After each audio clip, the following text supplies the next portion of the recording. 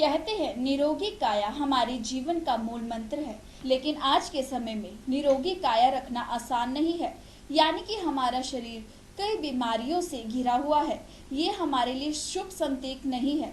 अगर आप अपने जीवन में स्वस्थ रहना चाहते हैं तो हमारा रोजाना संध्या मेडिसिटी द्वारा कार्यक्रम देखना ना भूलें। हमारे साथ इस कार्यक्रम में विश्व प्रसिद्ध आयुर्वेदा आचार्य डॉक्टर रजनी गुप्ता हैं, जो हमें रोज आयुर्वेदा के माध्यम से किस प्रकार स्वस्थ रहा जाए इसकी पूरी जानकारी देती है। नमस्कार डॉक्टर रजनी जी। नमस्कार जी। आज हम डॉक्टर रजनी से बात करेंगे नाड़ी परीक्षा पर। डॉक्टर रजनी, नाड़ी परीक्षा क्या है और इससे होने वाली बीमारियों को हमारे शरीर में किस प्रकार पता लगता है? आयुर्वेद में नाड़ी परीक्षण का व्याख्यान जो है वो चरक संहिता के 20वें अध्याय में दिया गया है।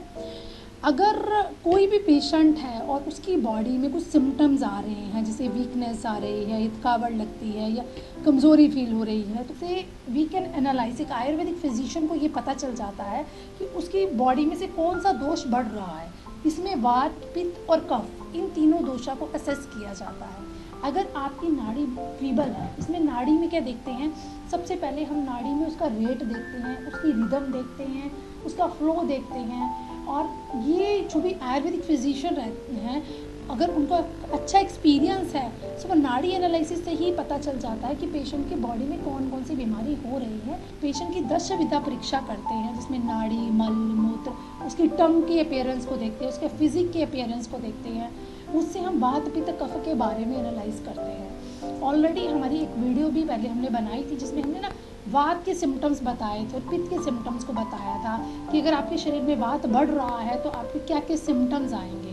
तो आप उस चीज़ को भी देख सकते हैं, जिससे आपको एक आइडिया मिल जाएगा कि अगर आपका शरीर पतला है और आपके शरीर में ये बीमारियाँ आ रही हैं तो आपको एक आयुर्वेदिक डॉक्टर से अपना नाड़ी परीक्षण करवाना चाहिए, जिससे आपको ये पता चल जाएगा कि बीमारी का कारण क्या है।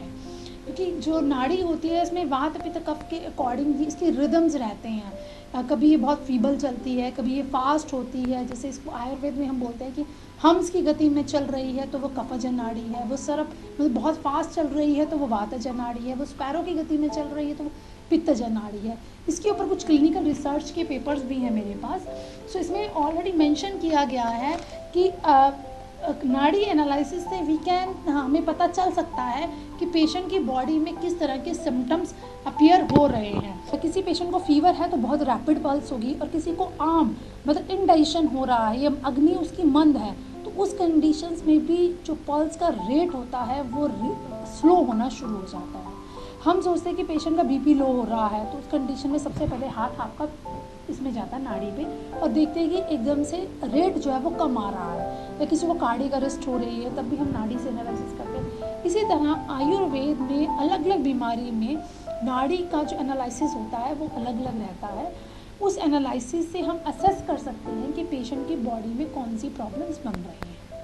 नॉर्मली जैसे आजकल आप डॉक्टर्स के पास जाते हैं तो बहुत सारी एक लिस्ट आपको मिल जाती है कि ये सारे पैरामीटर्स आपको डायग्नोज करने हैं। अगर आपको फीवर भी है तो उससे आपको ब्लड टेस्ट भी होना है, अल्ट्रासाउंड भी होना है। देखिए ये डायग्नोस्टिक टूल एक साइड पे है, मतलब हेल्पिंग हैंड है हमारे। मगर अगर आप आयुर्वेदिक कॉन्सेप्ट से देखते हैं, जब पेशेंट का अष्टविधा और दशविधा परीक्षा हम पेशेंट की करते हैं, उससे हमें एनालाइज हो जाता है कि पेशेंट का डायग्नोज किस तरफ जा रहा है, उसकी बीमारी क्या बन सकती है।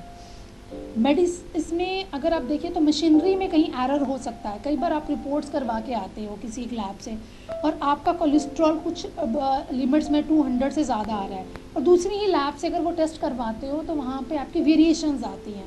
तो वो लैब टेस्टिंग में तो कहीं ना कहीं वेरिएशंस हो सकती हैं, क्योंकि it's totally depends upon the machine. वो हमें ज़रूरी है, क्योंकि हमें एक पैरामीटर चाहिए होते हैं कंपेटिवली स्टडी करने के लिए कि पेशेंट्स को क्या प्रॉब्लम्स हो रही है। उसकी सेटिस्फेक्शन लेवल भी तभी आएगा जब आप उसके हम ब्लड टेस्ट करवा लेते हैं। बट जब उसका हम अष्टविधा और दशविधा परीक्षा करते हैं आयुर्वेद कॉन्सेप्ट से, तो उसमें हमें क्लियर पता चल जाता है कि पेशेंट की बॉडी में क्या क्या प्रॉब्लम्स बन रही है और उसको कैसे हम रिकवर करें। तो इसलिए नाड़ी परीक्षण जो है वो आयुर्वेदा में बहुत ही इंपॉर्टेंट रोल प्ले करता है आपकी बीमारी को जानने के लिए। डॉक्टर रजनी, जैसे कि संध्या मेडिसिटी के कई सारे हेल्थ सेंटर हैं, तो इन पर नाड़ी परीक्षण का किस प्रकार से उपचार किया जाता है? हमारे यहाँ पे मैनुअली जितने भी डॉक्टर्स हैं दे आर वेल ट्रेंड, उनको नाड़ी एनालिसिस बहुत अच्छे से आता है। वो पेशेंट्स को नाड़ी जब देखी जाती है तो खाली पेट ही नाड़ी का एनालिसिस किया जाता है। खाने के 1 घंटे तक कोई भी एनालिसिस जो है वो करेक्शंस में नहीं आता। इसलिए जब भी आपने विजिट करने हैं सेंटर्स, सो आप सुबह का अपॉइंटमेंट लीजिए, खाली पेट आइए, डॉक्टर आपका एनालाइज करेगा आपकी बॉडी का कि आपकी बॉडी में क्या क्या प्रॉब्लम्स हो सकते हैं। उसके अकॉर्डिंग ही आपको ट्रीटमेंट हम प्लान करते हैं। आपका प्रगति का भी एनालिसिस किया जाता है, संध्या मेडिसिटी के सभी सेंटर्स पे नाड़ी का एनालिसिस किया जाता है, उसी के बिहाफ पे आपको ट्रीटमेंट प्लान किए जाते हैं। डॉक्टर रजनी, क्या हर पेशेंट को अपनी नाड़ी का चेकअप करवा के ही पूरा ट्रीटमेंट लेना चाहिए? यस, डेफिनेटली हमें अपनी पहले नाड़ी का एनालिसिस करवाना चाहिए, जिससे हमें पता चल जाता है कि हमारे दोषास कौन सी अवस्था में है। मतलब बहुत एग्रीवेटेड है या वात पित्त का कहाँ पे लाई कर रहा है, चीज़ें ले रहे हैं जो हमारे पित्त को और बढ़ा रही है, तो उससे आपको रिलीफ नहीं होगा, इवन आपको ज़्यादा प्रॉब्लम्स होना शुरू हो जाएंगी। दूसरी बात, जब हम वात की नाड़ी की करते हैं तो वात की नाड़ी जो होती है वो बहुत ही फास्ट चलती है, सर्प गति की तरह चलती है, और बॉडी में सिम्टम्स भी उसी तरह के आते हैं। अगर बिना वात नाड़ी को एनालाइज किए आप वातजा कारणों को फॉलो करते रहते, जैसे रात को जागना है, लेट नाइट सोना है, टाइम से खाना नहीं खाना है, बहुत ज़्यादा एक्सेसिव वॉक करना है, तो इससे वात बढ़ता है। अगर ये आप लगातार करते ही रहोगे तो आपकी बॉडी में होने वाली प्रॉब्लम्स को आप सब ठीक नहीं कर पाओगे। तो इसलिए आपको जब भी कोई ट्रीटमेंट स्टार्ट करना है तो आपको नाड़ी एनालिसिस करवाना चाहिए।